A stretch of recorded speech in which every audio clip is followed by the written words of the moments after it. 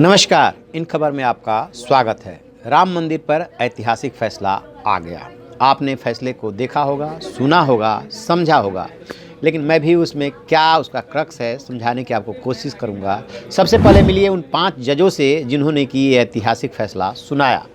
इनका नाम है chief justice Ranjan Gogoi, justice एस.ए. Bobde, ये भावी चीफ जस्टिस हैं, justice Ashok Bhushan, justice D.Y.. Chandrachud और जस्टिस एस. अब्दुल नजीर। आपने इन 5 जजों से मिल लिया। 17 नवंबर को चीफ जस्टिस रिटायर होने जा रहे हैं। उसके बाद बोबड़े साहब चीफ जस्टिस ऑफ इंडिया हो जाएंगे। अब उन 5 बातों को समझते हैं जो सुप्रीम कोर्ट ने अपने फैसले में कहा। वैसे तो 1045 पेज का फैसला है और बहुत विस्तृत है, लेकिन उसका निकालेंगे कि क्या उस फैसले का मतलब हुआ तो ये 5 बातें निकल करके आ रही है। पहली बात निकल करके आ रही है कि कोई भी पक्ष, चाहे हिंदू पक्ष हो या मुस्लिम पक्ष हो, ज़मीन पे अपना टाइटल, अपना अधिकार, अपना हक साबित नहीं कर पाया है एविडेंस के हवाले से। पहली बात बहुत महत्वपूर्ण बात है। दूसरी महत्वपूर्ण बात है कि सुप्रीम कोर्ट ने ये बोला है कि टाइटल सूट जो है आस्था से डिसाइड नहीं हो सकता। ये भी बहुत महत्वपूर्ण बात है क्योंकि हिंदू पक्ष उसको आस्था से जोड़ता रहा। लेकिन जब फैसले को आप पढ़ेंगे विस्तृत रूप से तो उसमें आएगा कि आस्था और उससे जुड़े तथ्यों का बार बार हवाला दिया गया है, खास तौर से स्कंद पुराण का और भी धार्मिक ग्रंथों का, जिसके हवाले से साबित होता है कि वहाँ पे हिंदू पक्ष का कोई धार्मिक स्थल था और हिंदू वहाँ पूजा करते थे।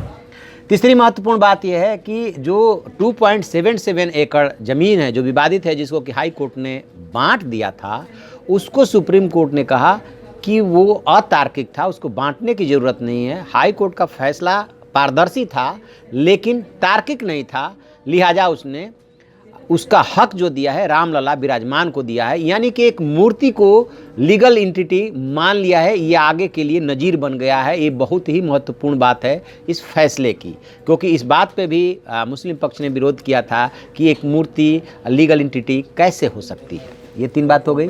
चौथी बात जो है कि देश का धर्मनिरपेक्ष स्वरूप बनाए रखने के लिए और दूसरे पक्ष को यानी कि मुस्लिम समुदाय को संतुष्ट करने के लिए 5 एकड़ ज़मीन जो है देने का निर्देश दिया है ताकि वो अपनी अलग मस्जिद बनवा सके। तो इस बात का ख्याल रखा गया है कि किसी एक समुदाय विशेष के भावनाएं जो है आहत न हो। ये चौथी बात हो गई। एक और महत्वपूर्ण बात कोर्ट ने कही, ऐसा नहीं है कि जो हिंदू पक्ष ने किया या उसके पक्ष में फैसला आ गया तो उसकी सारी बातों को उसने जायज़ मान लिया।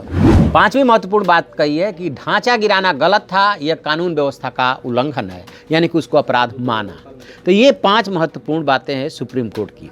अब इसके बाद ये देखते हैं कि किसने इस फैसले के बाद किसने क्या क्या कहा। सबसे पहले सुनिए प्रधानमंत्री नरेंद्र मोदी को, जो उन्होंने फैसला आने के बाद देश के नाम संबोधन अपना दिया। वो कह रहे हैं कि भारत एक नए युग में प्रवेश कर गया है और जिस तरीके से 9 नवंबर को बर्लिन की दीवार टूटी थी, यानी कि पूर्वी और पश्चिमी जर्मनी जो है एक हुआ था, वो दिन और करतारपुर कॉरिडोर, यानी कि जहाँ भारत और पाकिस्तान में दोनों में झगड़ा है, इसके बावजूद करतारपुर कॉरिडोर खुला, उसी दिन ये फैसला आया। ये शुभ संकेत है। साथियों, सर्वोच्च अदालत का ये फैसला हमारे लिए एक नया सवेरा लेकर के आया है।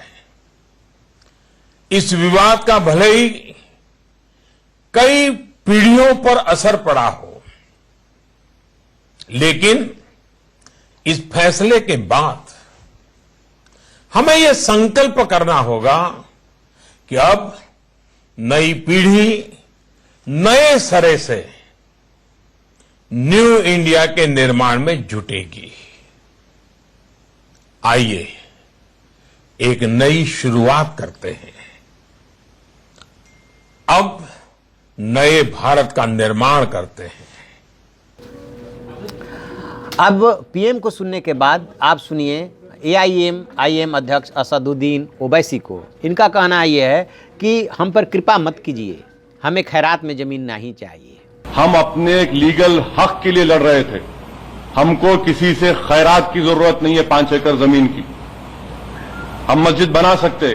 अगर आज मैं रोड पे निकल के भीख मांगू लोगों से, हैदराबाद की आवाम से, तो यकीनन हैदराबाद की आवाम इस गुनाहगार की झोली में इतना पैसा डाल देगी कि मैं उत्तर प्रदेश में 5 एकड़ जमीन बना सकूंगा। हम अपने एक लीगल राइट के लिए लड़ रहे थे।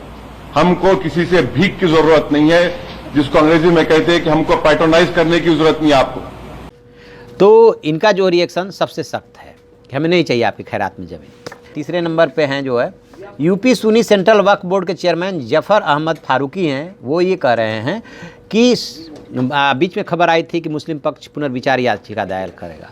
ये कह रहे हैं, इन्होंने रिटर्न स्टेटमेंट जारी किया है कि सुप्रीम कोर्ट के फैसले का स्वागत है और पुनर्विचार याचिका दाखिल नहीं करेंगे। हम तो थैंकफुल हैं सुप्रीम कोर्ट के। अब इसके बाद all India personal law board का भी रिएक्शन आया है। जो राजीव धवन है मुस्लिम पक्ष के वकील, उनके घर पे बैठक हुई और वहाँ तय किया गया कि फैसले का स्टडी करने के बाद पुनर्विचार याचिका दाखिल की जा सकती है। तो वहाँ से रिएक्शन आया है कि फैसले से निराश है, मुस्लिम पक्ष जो है जा सकता है, पुनर्विचार याचिका दाखिल कर सकता है। ऐसे ही निर्मोही अखाड़े के बारे में भी आ रहा है कि वो भी कर सकता है। उन्होंने भी मुस्लिम पक्ष all India personal law board ने भी एक स्टेटमेंट जारी किया है। और सबसे जो आक्रामक ट्वीट है वो है परेश रावल का।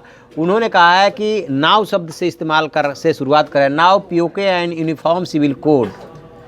कोई शक, यानी कि इसके बाद पहले धारा 370 कश्मीर से हटा, अब राम मंदिर पे सुप्रीम कोर्ट से फैसला आया और अब अगला टारगेट जो है पीओके पे कब्जा। जैसा कि जम्मू कश्मीर के विधानसभा में बेशक वो संघ शासित प्रदेश हो गया हो, वहाँ की सीटें रिजर्व हैं। और उसके बाद यूनिफॉर्म सिविल कोड, इसमें एक और शब्द मैं जोड़ देता हूँ जो यूनिफॉर्म सिविल कोड के साथ ही अटैच होकर आने वाला है, वो है पॉपुलेशन कंट्रोल एक्ट। तो ये है इनका टारगेट, ऐसा कहा जा रहा है, जैसा कि परेश रावल ने ये बात कही है। तो ये कुल मिला जुला करके ये आज के डिसीजन का क्रक्स है और लोगों की प्रतिक्रियाएं हैं। जैसे इसमें कुछ और पता चलेगा हम आपको बताएंगे। आप देखते रहिए हमारा डिजिटल चैनल इन खबर। Thank you. इन खबर चैनल को सब्सक्राइब करें और बेल आइकन दबाना ना भूलें।